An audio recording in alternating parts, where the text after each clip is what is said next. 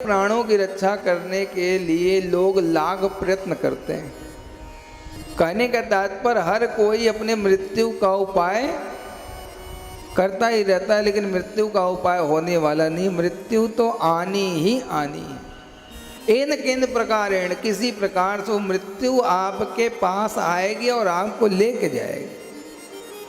तो अपने मृत्यु का उपाय यानी काल को मारने का उपाय कर रहा है और समुद्र में फेंक देता है। लेकिन महाराज परमात्मा की ऐसी लीला है, जिसके पीछे आप जितना पढ़ोगे वो आपसे उतना ही आगे भागेगा। ये परमात्मा का विधान है। ये हमारे आपके जीवन में भी घटनाएं घटती हैं, इसलिए सभी से निवेदन, और तो बहुत घटनाएं आपके जीवन में घट भी चुकी होंगी। जिस व्यक्ति या जिस वस्तु के पीछे आप जितना पढ़ते हो वो आपसे बहुत आगे हो जाता है। मान लो धन के पीछे दिन रात एक कर रहे हो तो धन आपसे बहुत आगे चला जाता है, आप पीछे ही पीछे दौड़ते रह जाते हो। या किसी व्यक्ति के पीछे पड़े हो, बहुत दिन रात एक कर रहे हो, व्यक्ति भी आपसे दूर हो जाएगा। और जिसके पीछे आप नहीं पड़ोगे, जिससे आप पीछा छुड़ाना चाहोगे, वही आपके पीछे पड़ जाएगा। ये प्रकृति का बहुत ही अच्छा नियम है। इसको समझ लेने में हमारे आपके जीवन की सार्थकता बन जाएगी। मतलब हम आप जो अभी कष्ट से ग्रसित होते हैं, किसी वस्तु के न प्राप्त होने पर, किसी व्यक्ति के न प्राप्त होने पर, कहने का तात्पर्य जिसके पीछे हम पड़ते हैं वो नहीं मिलता हमें, तो हमें कष्ट होता है। तो ये प्रकृति का नियम है, जिसके पीछे आप पड़ोगे आपको मिलेगा नहीं, वो आपसे दूर हो जाएगा। और जिसके पीछे आप नहीं पड़ोगे, जिससे आप दूरियां बनाना चाहते हो, वो आपके नज़दीक आ जाएगा। ये प्रभु की लीला है। इसलिए महाराज किसी के पीछे पड़ना नहीं है। परमात्मा जिसको आपके पास भेजना होगा वो भेज देगा, जिस वस्तु को भेजना होगा वो भेज देगा। क्योंकि प्रारब्ध पहले रचा पीछे रचा शरीर, और तुलसी चिंता क्यों करे भज ले श्री रघुवीर। प्रारब्ध जो हमारा आपका है, अज्ञानता वश हम किसी वस्तु विशेष के पीछे, किसी व्यक्ति विशेष के पीछे पड़ जाते हैं। लेकिन प्रारब्ध को हम भूल जाते हैं कि हमारा प्रारब्ध जो होगा वो स्वयं चल के हमें प्राप्त हो जाएगा। और जो हमारे प्रारब्ध में नहीं है, दिन रात एक करने के बाद हमें प्राप्त होने वाला नहीं है।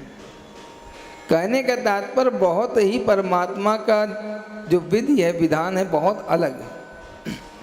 अगर जो परमात्मा के विधान को बिल्कुल क्षणिक मात्र भी अगर जान लिया, थोड़ा सा भी जान लिया, किंचित मात्र भी जान लिया, तो वो जीवन में सबसे सुखी हो सकता है। और हम आप दिन रात लोगों को प्रसन्न करने में लगे रहते हैं, कोई हमसे रूठे ना, कोई हमसे कष्ट ना पावे। लेकिन महाराज कितना भी कर लोगे, सभी को प्रसन्न कर पाना नामुमकिन है। कोई ना कोई तो महाराज दुखी आपसे रहेगा ही। जब परम पिता परमेश्वर श्री राजा रामचंद्र लोगों को, संपूर्ण लोगों को, समस्त लोगों को सुख नहीं दे पाए, तो हम आप तो बड़े तुच्छ प्राणी हैं, उन्हीं के अंश हैं। ईश्वर अंश जीव अविनाशी। तो महाराज शास्त्र भी कहता है कि क्यों लोक मारा दई तुम समर्थ। सभी को कौन खुश कर सकता है महाराज? कोई ऐसा नहीं है जो सभी को खुश कर पाए। और एक विशेष बात आपको बताना चाहूं, प्रेम और मित्रता, ये दो चीजें ऐसी हैं जो जीवन में हर किसी के जीवन में होती ही होती हैं प्रायः। तो इन्हें करने का तरीका थोड़ा सा शास्त्रों ने बताया। समाने शोभते प्रीति, यानी प्रेम और मित्रता ये जो है, ये हर किसी के जीवन में होना है। इसे कोई रोक नहीं सकता, किसी को पहले होगा किसी को बाद होगा। हर किसी के जीवन में प्रेम होगा, हर किसी के जीवन में मित्र होंगे।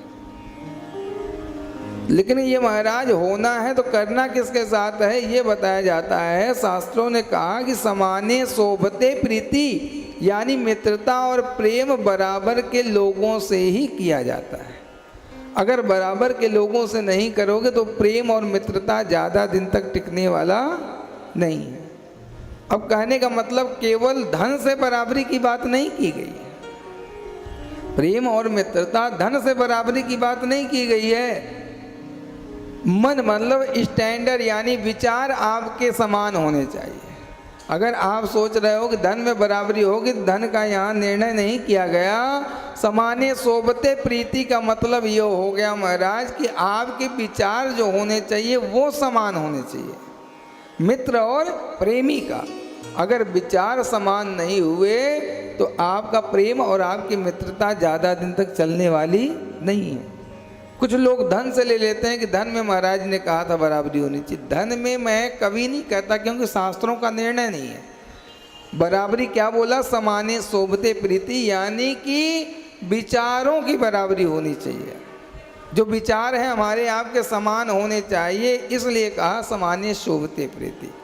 तो महाराज ये जो भी शास्त्र कहते हैं हमें उसे बड़े ध्यान से सुनकर अपने आप के जीवन को सार्थक बना लेना चाहिए।